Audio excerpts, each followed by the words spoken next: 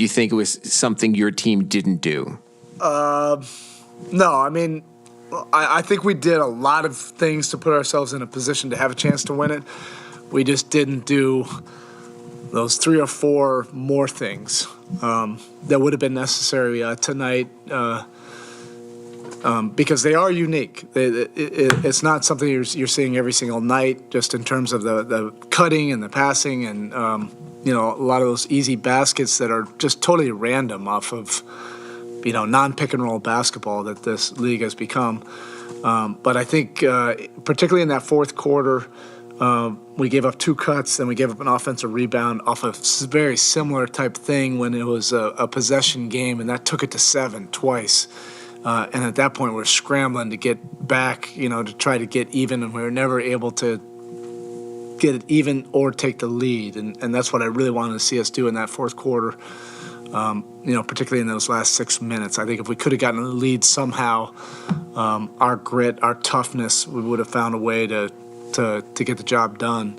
But you have to credit them. They're a well-coached team. They have some institutional knowledge of how they want to play, and if you make a mistake, they know how to capitalize against it. So you talk about KPIs. I know it didn't work tonight, but how important has it been just to win the possession battle? And you look at the edge and field goal attempts. How important has that become for this team this season? Yeah, that's one of the things. There are a couple things that the team has really bought into for the last couple months. One, that we can win games defensively, regardless of how we're shooting.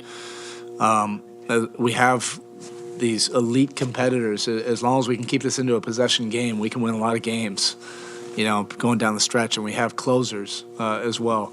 The second thing, really since November, was taking care of the ball. I think we were averaging about 16 turnovers at the time. We really needed to shave that by 2.5, 3 a game, and the guys have taken that to heart. And for the last 2 months, for the most part, we usually do outshoot teams and win the possession game. So those are big keys, to our success. And as we get healthier, we'll get the other parts of our game rounded out, and hopefully that'll lead to some really good things. I guess 99% of the time we're used to there being a very specific coverage for the best player or the second best player on the other team. Have you ever felt like you've had a comfortable coverage that you can settle into with you? No. It probably makes it even more challenging that you only face them twice a year. And then you're trying to put in a game plan either on a shoot-around or like today in a walkthrough. If you face them multiple games in a row, you would have to come up with some guidelines. But it is, certainly unique. It's not just 60 pick and rolls, that you're typically seeing. It's a lot of the post, a lot of the high post, a lot of in just random situations where now they have a great synchronicity of when to cut, when to open up something for somebody else. But you can see why they're highly motivated to move without the ball. You end up getting easy baskets, and that can make a lot of people move and burn some calories.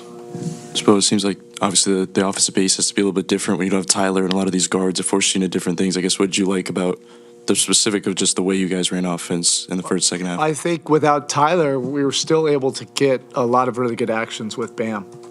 And Tyler and Bam have that great synergy between the two of them, and that was on my radar, thinking like, okay, can we still get the ball to Bam where he can operate and do it efficiently enough throughout the course of the game? And I thought, the Jimmy Bam, two-man actions were outstanding tonight. Gabe was really good,